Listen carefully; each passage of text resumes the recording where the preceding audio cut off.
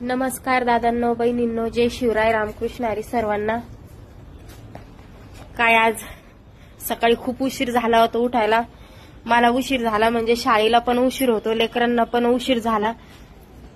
गडबड आवरलं, शाळेत पोरांना नेऊन सोडलं, त्याच्यानंतर मला जायची तयारी, तुमच्या दाजीला जायची तयारी। आज धावपळ झाली दादांनो, काय सांगावं तुम्हाला।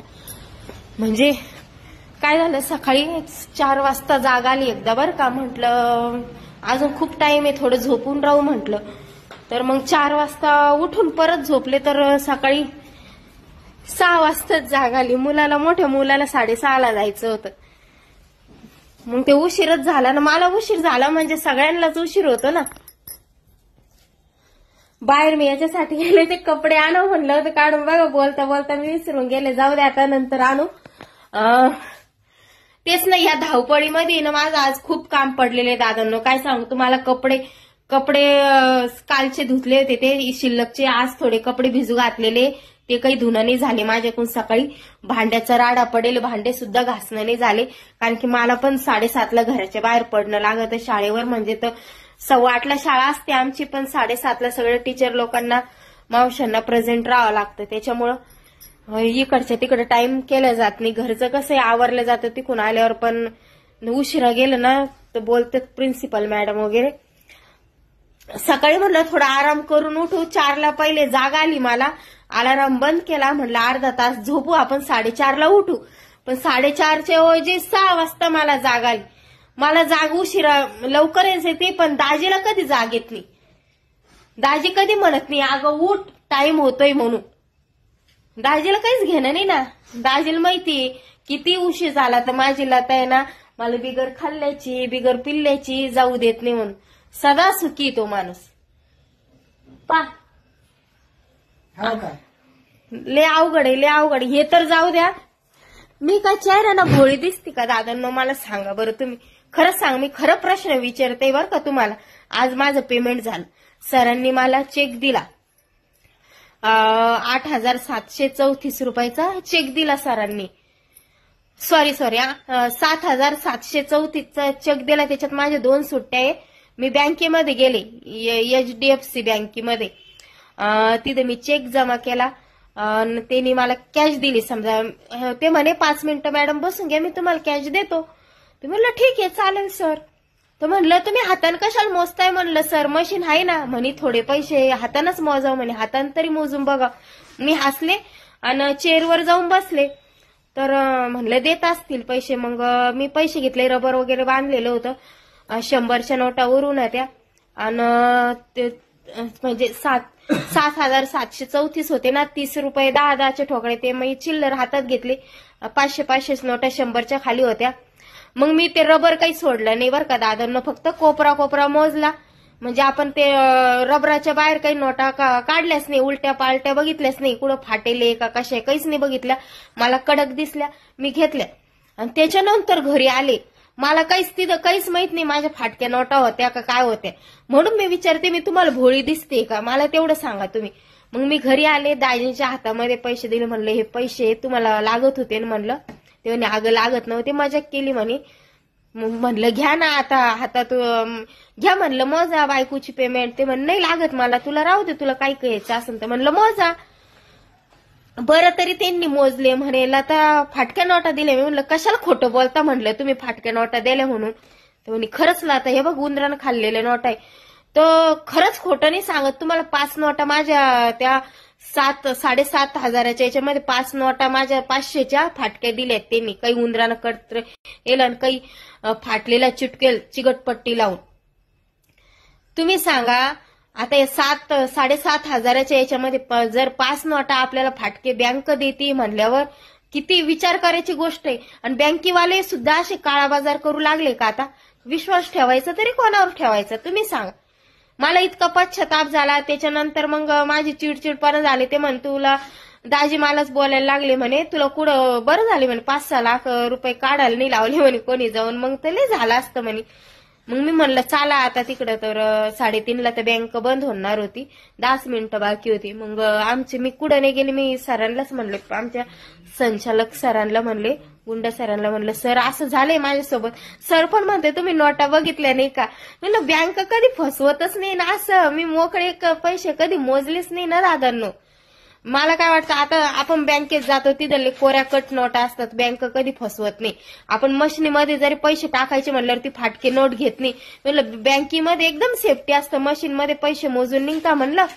मग मी एवढं काही रबर खोलायचा प्रयत्न नाही केला. मग दाजीच्या हातात दिल, दाजी लागले मला बोलायला. आता बोलणारच झाले ना, आता माझ्याकडून एवढी मोठी चुकी झाली म्हणजे आता मी इथून पुढे मोजूनच घेणार ना. आता मला एकदा ठेस लागली, परत मी ती चुकी करणार आहे का? नाही ना. मग सर म्हणे जा म्हणे, फोन लावतो म्हणे मॅनेजरला ते बँकेतल्या. तर मग केले. मला वाटत होतं काहीतरी तमाशा वगैरे करतील, ते मी दिलेच नाही असं नाही. मग तिथं गेलो आम्ही, तिथं सागर सर होते. म्हणलं गुंडा सरांचा फोन आला तर हो म्हणे मॅडम. म्हणलं मला 5 नोटा फाटके आल्या. म्हणलं तुम्ही कॅमेऱ्याच्या नाही म्हणे, मॅडम तुमच्यावर विश्वास आहे आम्हाला, मलाच विश्वास होत नाही म्हणे, आमच्या स्टाफनं असं केलं. म्हणजे त्याला सगळं माहित राहतं, मग ना व्यवहार करायचा होता ना असं. पण माणूस पाहून तरी कमीत कमी त्याला फसवायचं ना. आम्ही काही एवढे लखपती नाही ना दादांनो, आम्ही पण सामान्यच लोक आहे ना, गरीब घराण्यातलेच आहे ना, एवढे काही मोठे नाहीये ना. कष्टानंच कमवून खातो. मग हे बँकेवाले जर असे करायला लागले, आपण कोणावर विश्वास ठेवायचा तुम्ही सांगा. मला त्या गोष्टीचं वाईट नाही वाटलं दादांनो, पण गरीबच गरीबाला फसवतय. आता तो अकाउंटरवाला त्याला लेतले 50-60 हजार रुपये पेमेंट असेल, ते 50-60 हजार काही त्याला पुरत नसेल, कारण जॉईंट फॅमिली असली, तिची फॅमिली असली, त्याला काही एवढे पैसे पुरत नसेल. म्हणजे ते सामान्य झाले तेवढी पगार. पण समोरचा माणूस जर 7-8 हजारासाठी लाईनीत उभा आहे, त्या माणसासोबत जर तो माणूस बँकेमधला माणूस जर असा फ्रॉड करतोय, 7-8 हजारासाठी मी 15-20 जणांच्या लाईनीमध्ये उभे, ते नंबर आला त्याच्यानंतर मला त्यानं 5 नोटा द्यायला, माझ्या जीवाला कसं किती वाईट वाटलं. मला ते म्हणायचंय दादा, मी काय सांगू तुम्हाला, बँकेवाले जर एवढे फ्रॉड करत असले तर मग आपण विश्वास कोणावर ठेवायचा, मला ते समजत नाही. आणि माझी एक अशी चुकी झाली, मी पैसे नीट मोजले नाही. पैसे मोजले मी, पण असे मोकळे बघितले नाही, उलटे पालटे करून बघितले नाही. आणि दाजीचं कसं असतं माहितीये का, व्यवस्थित मोजणं, त्याच्या रोजचे त्याच्याकडं 30-25-35 हजार असे रोजचा गल्ला येतो, त्यांना सवय. मग ते असे उलटे पालटे करायला, उलटे पालटे नोट. आणि तुम्हाला सांगते मेन माहिती का, आपण पैसे बँकेवाले कसे एकदम व्यवस्थित नोटा देत, त्यांनी बी उलट्या पालटे दिले होते नाही का, दिले होते ना ते उलट्या पालट्या नोटा होते. आणि जे फाटलेले आहे ना ते मध्ये घातलेले होत्या. मग मोजले, मला एवढं काही लक्षात नाही आलं, मी पॉकेट नेलेलं नव्हतं. तसेच शाळेतून निघालो आम्ही दोघी, पण अजून एक जण होते त्यांच्या बरोबर आहे, त्यांच्या 200-200च्याच होत्या पूर्ण. मलाच म्हणूनच म्हणते मी भोळी दिसते चेहऱ्यावर. मला सांगा तुम्ही, माझ्यासोबत असा फ्रॉड झालाय दादानं. बरं झालं सुदैवाने ते पैसे मला चेंज करून भेटले. त्यांनी पण न भांडता न तणता त्यांनी दिले. आणि ते अकाउंटर पण भामट्यावानी झाला. ते म्हणे ताई आणा म्हणे, मी देतो म्हणे बदलू. पण असं का करायचं, माझं ते म्हणणे. आता समजा मी जवळ राहते, आता एखाद्या वेळेस मी पैसे मोजले नसते, दाजी तर माझे पैसे घेतच नाही. एखाद्या वेळेस गरज पडली तर त्याचे जर पैसे कुठे अडकलेले असले तरच माझ्याकडून पैसे घेतात. मला पण काय बुद्धी आली, तुम्ही घ्या माझे पैसे मोजून तर बघा. तेव्हा त्यांनी मोजून बघितले, माझे 2 दिवस डब्यात पैसे पडलेले असते. 3ऱ्या दिवशी त्यांनी मला बोलू दिलं असतं का बँकेवाल्यांनी? नाही आम्ही दिलेच नाही म्हणले असते ना. पुढची चाल तर तसेच खेळणार होते ना ते. मग त्याच्यामुळे दादांनो बहिणींनो, माझ्यासोबत तर झालाय असा फ्रॉड, तुमच्यासोबतही असा होऊ नये हे एवढंच मला सांगायचंय. म्हणून माझा मूड खूप ऑफ झालाय. म्हणलं आता गरम चहा माझ्यासाठी दाजी करणार का? हो, ठेवलेले पाठीमाग. आणि आता हा टोमना मला आयुष्यभर राहणार आहे.